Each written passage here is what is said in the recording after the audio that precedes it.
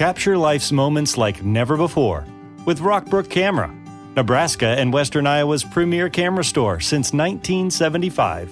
Rockbrook Camera is not just about selling you a camera. It's about helping you become a real photographer, recording your life and sharing it with others.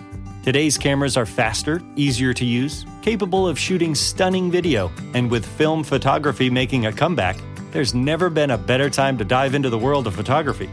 Rockbrook Camera goes as fast or as slow as you want to go. You can try before you buy with camera rentals, or give that older generation camera in the used department a whole new journey. Find Rockbrook Camera, 1 block south of 168th and West Center in Omaha, 70th and Pioneers in Lincoln, and at rockbrookcamera.com. That's rockbrookcamera.com.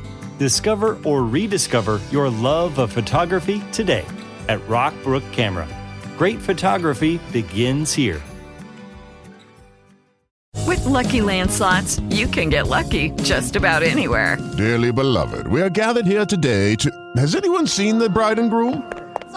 Sorry, we're here. We were getting lucky in the limo and we lost track of time. No, Lucky Land Casino, with cash prizes that add up quicker than a guest registry. In that case, I pronounce you lucky. Play for free at LuckyLandSlots.com. Daily bonuses are waiting. No purchase necessary. Void where prohibited by law. 18+. Terms and conditions apply. See website for details. With everyone looking to shrink their bill these days, Dunnes Stores gives you new ways to save on your shop with double savers. First, you'll save in the aisles when you fill your trolley with fantastic low prices across thousands of great products. Then, you'll save again at the till with our 10 off 50 grocery voucher. Shrink your bill with double savers, new from Dunnes Stores. Dunnes Stores, always better value. Terms and conditions apply. Voucher can be used on next grocery shop of €50 or more.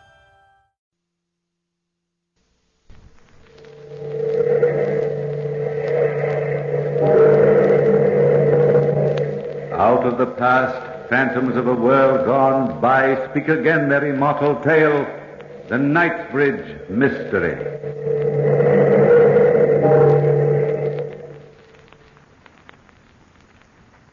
Saturday night, I killed Gardner. That's the incredible part. I killed him. It is sitting here next to me now. Sitting in his usual chair by the fireplace here at the old Knightsbridge Inn, acting as if nothing unusual had happened. How can a man be dead and alive at the same time? I remember the whole thing so clearly. It was just 2 days ago. 2 short days ago. Last Saturday, to be exact. Gardner's a landowner and had just collected his rents. The banks were closed, so he hid the money in his room here, and his room is next to mine. And it was all so easy. It was raining that day. Yes, it was raining hard enough to drown out the screams of a man being murdered. Gardner, Professor Nelson, and myself were sitting around the fire, just as we're sitting now. And I needed money. Needed it desperately.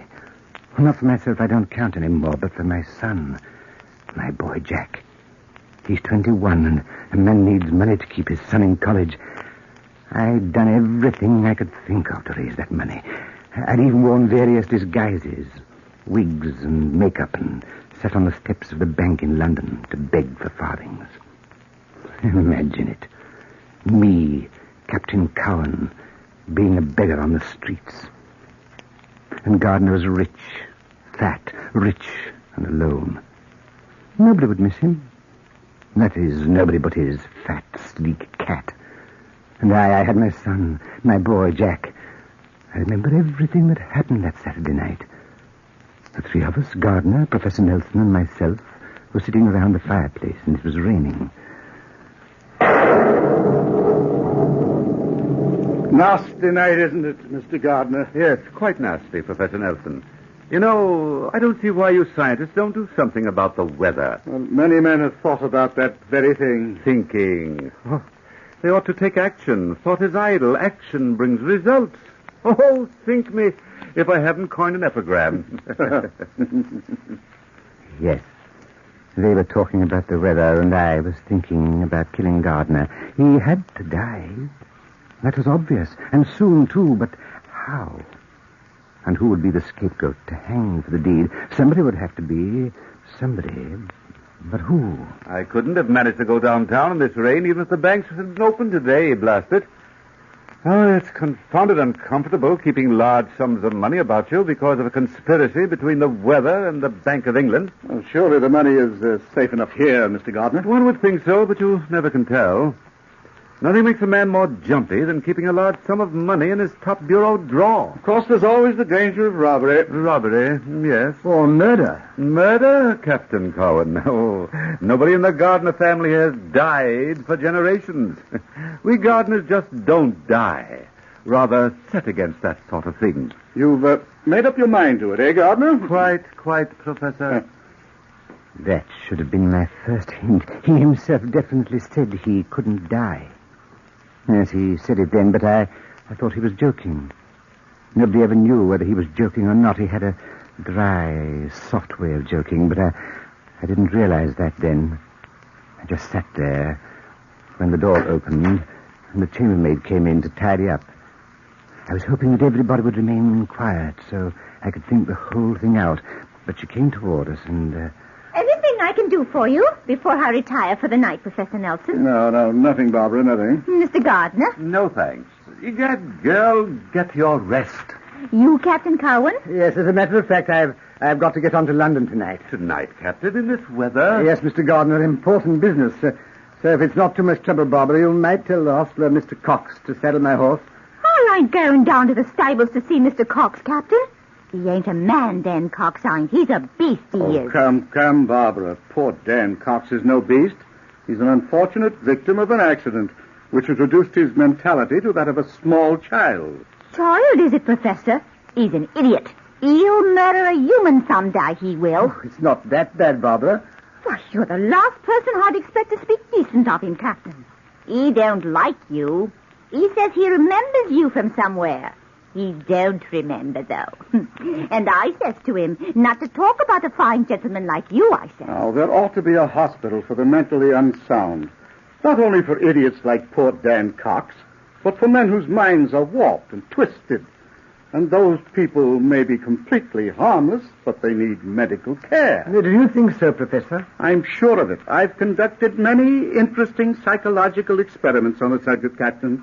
I've even known men who think they've committed a crime. Is there anything else, gentlemen? No, thank you, Barbara. Good night, Barbara. Good night. Good night. Good night, Barbara. You interest me, Professor. It's a fascinating subject, Cowan. There was a man once who thought he had murdered his wife and 2 children. He went to the station house, confessed the murder, and then killed himself. And he hadn't committed the crime at all? No, not at all. No, not at all. Well, gentlemen, you must excuse me. If I'm going to get to London tonight, I must be off. Good night, gentlemen. Good night, Cowan.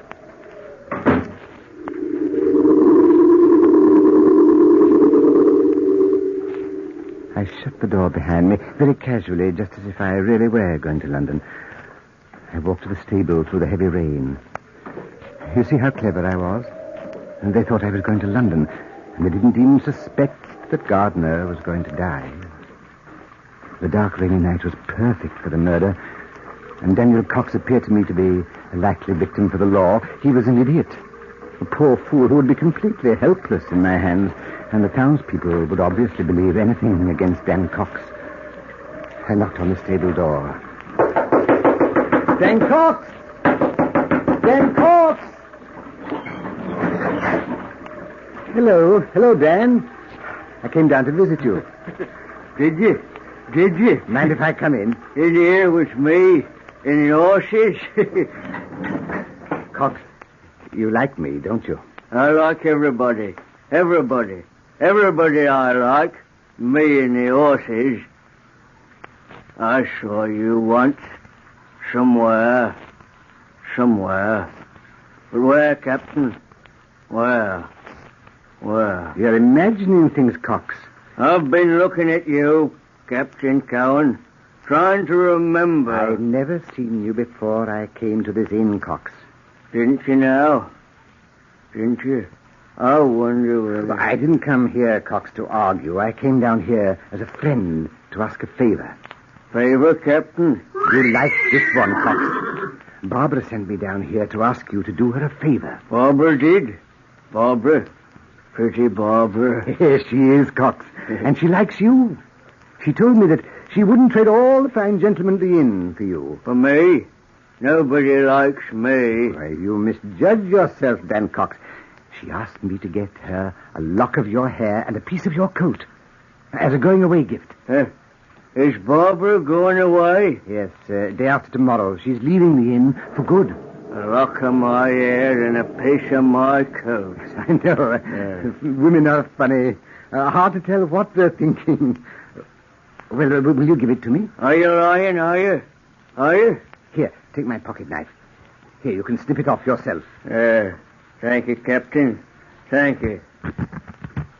Here's the cloth in the air. Nobody ever liked me before. Just my horses. My horses. Thank you, Cox. Why do you look at me like that, Captain? I was thinking what a lucky man you are, Cox. Oh, will you bridle my horse before you turn in for the night? I'll be leaving for London shortly. Yes, sir, I'll bridle Queenie right away.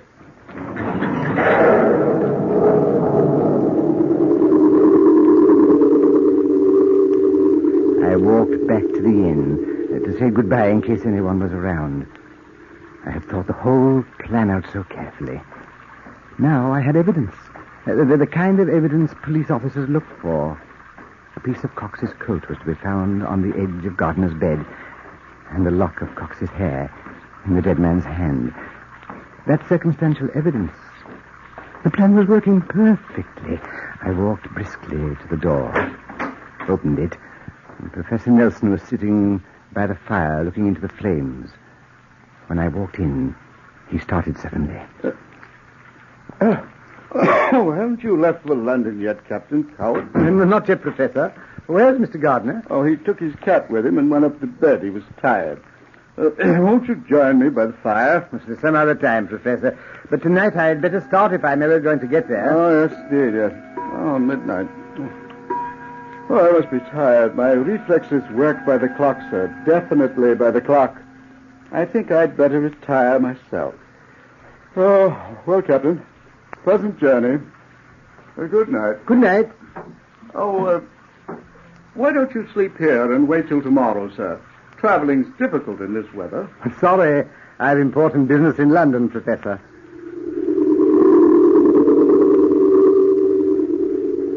I stood in the living room, watching the old scholar slowly climb the stairs.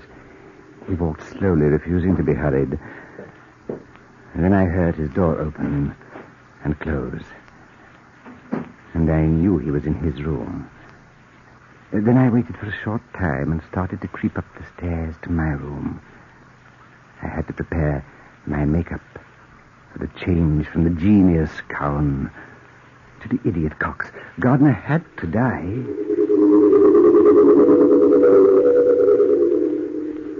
In less than a half hour, I had completed the transition.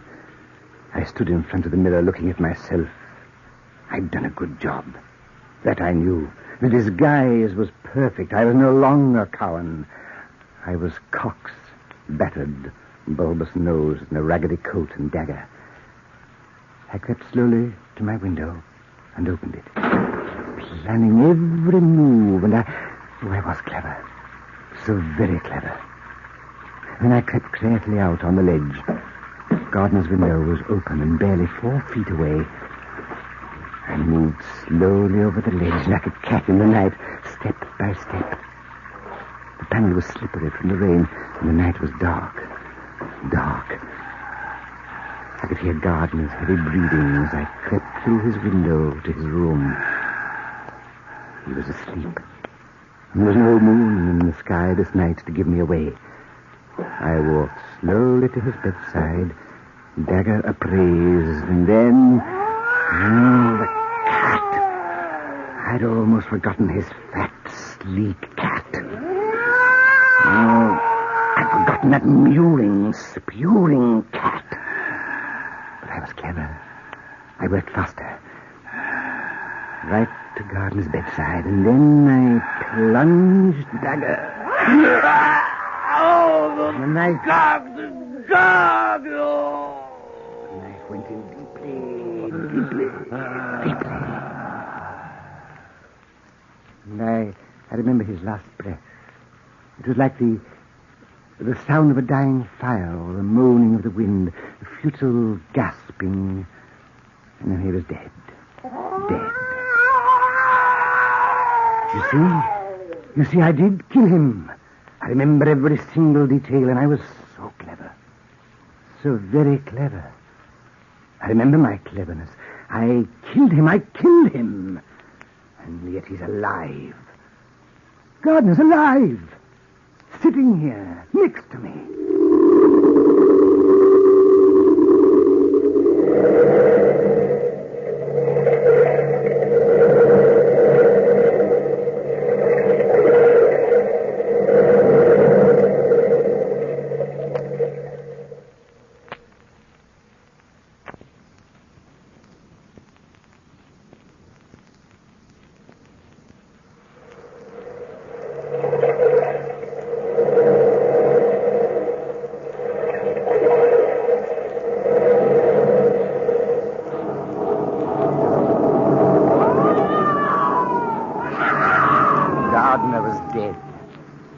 By his bedside and pulled the knife out of his heart. I placed a piece of Cox's coat on the edge of the bedside and a piece of his hair in the dead man's hand. Then ruffled up the bedclothes and started my search of the room. I opened the drawers, the closets. Every single hiding place possible was combed for the money. I heard footsteps outside the door. Did I hear somebody scream out? Is anything wrong? Funny, I thought I heard. I had to work quickly. Get the money. Then I remembered Gardner had said it was in the top bureau drawer in the corner. Yes, in the top bureau drawer. And there it was. A knock on the door disturbed me. Mr. Gardner, did you call me? I didn't know what to do. Answer and pretend I was Gardner. That seemed logical and clever.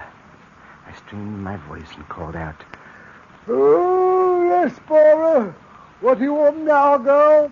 I heard someone scream and I thought that Pete Cox was in your room, Mr. Gardner. No, everything's all right. Good night, girl. Good night, sir. I had to get out of there as soon as possible. Back to my room. Out of the window, over the ledge. It had stopped raining. And the moon was coming out. A bright, full moon. It outlined my shadow on the ledge. And I remembered my own cleverness. If I was seen, they wouldn't see me. They'd see Cox, the half-wit Cox. I climbed in my window, clutching the money. I thought for a moment I'd seen someone on the lawn watching me.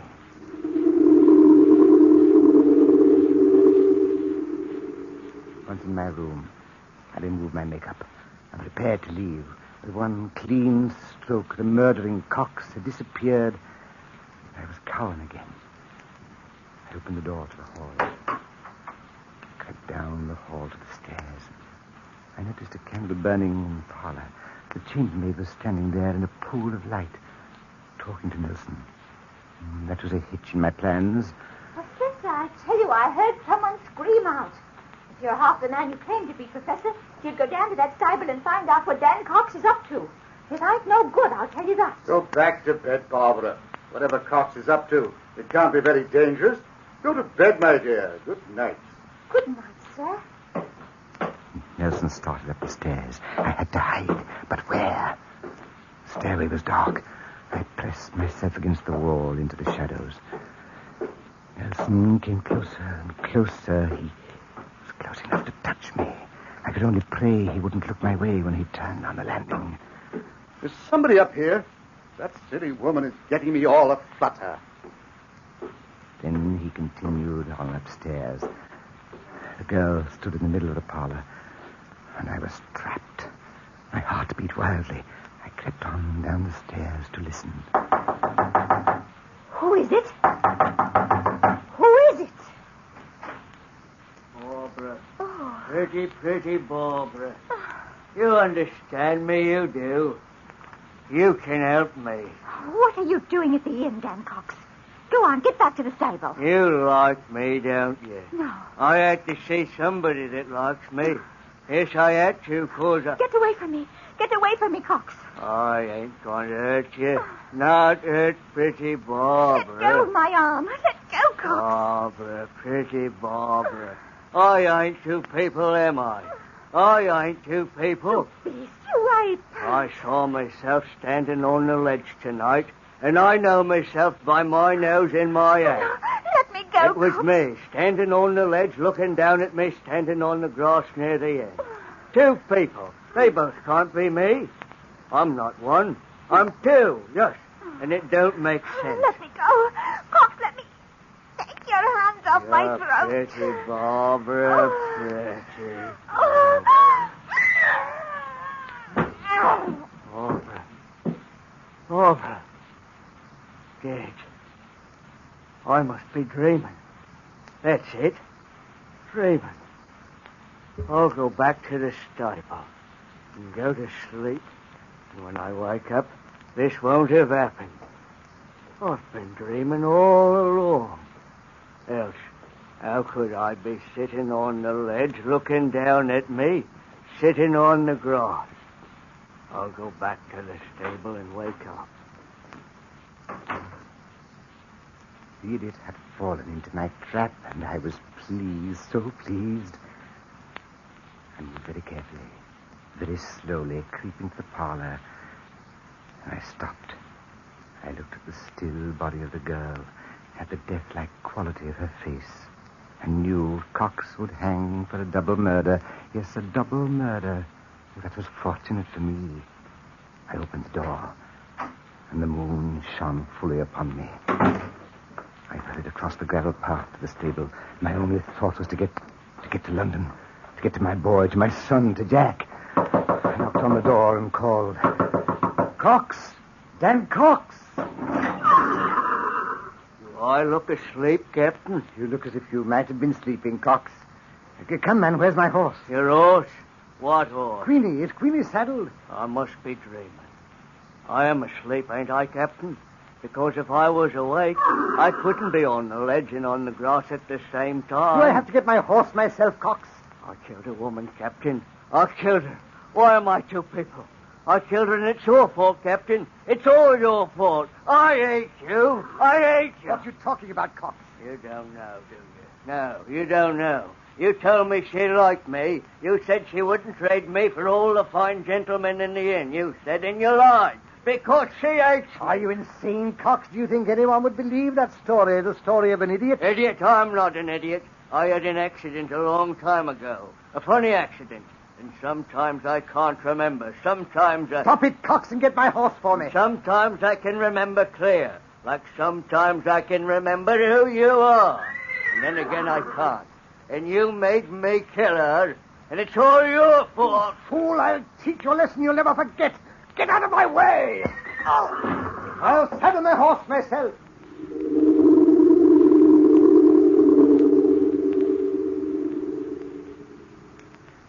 I rode off, leaving Cox sobbing like a baby in the corner.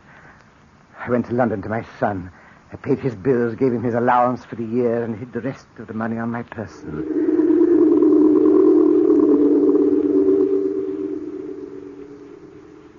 And then, this morning, I returned to the inn and found these men sitting here at the old Knight's Bridge Inn, chatting gaily. Barbara was serving them tea as if nothing had happened. Nelson and Gardner asked me to join them by the fire. I sat down here, puzzled and confused. I know I killed him. I saw him die. And they started to talk. They've been talking for a half an hour like this, and I can't stand it anymore, just sitting here waiting. What's the matter with you anyway, Captain Cowan? You've been quiet as can be ever since you came back from London. Yes, hasn't he? Amazing, isn't it? I took a trip to London myself Monday morning, but I didn't come back in a sad mood. London cheered me. Yes, I had got rid of that confounded pack of money I was carrying around. It had me blasted nervous. Yeah, I can well imagine it did, Mr. Gardner. I hear you're in for congratulations, Captain Cowan. Congratulations? Yes, we heard you'd won a packet of money in the Irish sweepstakes, almost £500. I didn't win money in the sweepstakes. I didn't. Oh, nonsense, Captain. Don't try to keep that from us. What are you trying to do to me? Drive me crazy? Drive me insane? I didn't win money in the sweepstakes. You're supposed to be dead, Gardner. Dead. You understand? I went to a lot of trouble to kill you. Yes, and I killed you with my own hands. And stole the money. And Barbara was dead, too. Cox killed her. You've got to believe me. I disguised myself to look like Cox, and I killed Gardner. Yes, I killed him. You're dead, Gardner. And the dead can't rise from the grave. They can't. They can't. Answer me. Don't stand there looking at me. Answer me. Professor! Professor, tell me the truth. Yes, Captain Cowan, I'll tell you the truth. Barbara was not killed that night. She was merely frightened and fainted. But you murdered Mr. Gardner by your own confession. You'd planned a perfect crime. A crime so perfect that Cox might have hung for Gardner's death if it hadn't been my little experiment. Experiment? What experiment? A psychological experiment, Captain. You see, I looked up your record and found out that you were an old vaudeville actor and specialized in character parts. That's where Cox remembered you from. You were on the stage the day he had his accident. So I played your own trick back on you. The only way we could get you to admit your crime was to bring Gardner back to life. This gentleman is not Mr. Gardner. He's just an actor, cleverer at makeup than you ever were. No, Captain Cowan, I wouldn't try to escape. Your confession has been taken down, and the inn is surrounded by the police.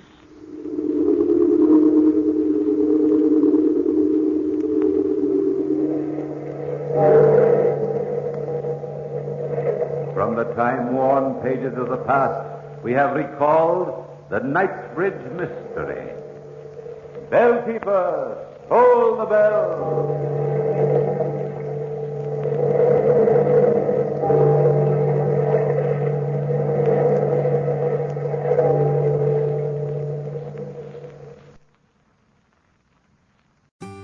Capture life's moments like never before with Rockbrook Camera, Nebraska and Western Iowa's premier camera store since 1975. Rockbrook Camera is not just about selling you a camera. It's about helping you become a real photographer, recording your life and sharing it with others. Today's cameras are faster, easier to use, capable of shooting stunning video, and with film photography making a comeback, there's never been a better time to dive into the world of photography. Rockbrook Camera goes as fast or as slow as you want to go. You can try before you buy with camera rentals, or give that older generation camera in the used department a whole new journey. Find Rockbrook Camera, 1 block south of 168th and West Center in Omaha, 70th and Pioneers in Lincoln, and at rockbrookcamera.com. That's rockbrookcamera.com. Discover or rediscover your love of photography today at Rockbrook Camera. Great photography begins here. Hello, it is Ryan, and we could all use an extra bright spot in our day, couldn't we? Just to make up for things like sitting in traffic, doing the dishes, counting your steps, you know, all the mundane stuff. That is why I'm such a big fan of Chumba Casino. Chumba Casino has all your favorite social casino-style games that you can play for free anytime, anywhere with daily bonuses. That should brighten your day a little. Actually, a lot. So sign up now at ChumbaCasino.com. That's ChumbaCasino.com. No purchase necessary. VGW Group. Void where prohibited by law. See terms and conditions. 18+.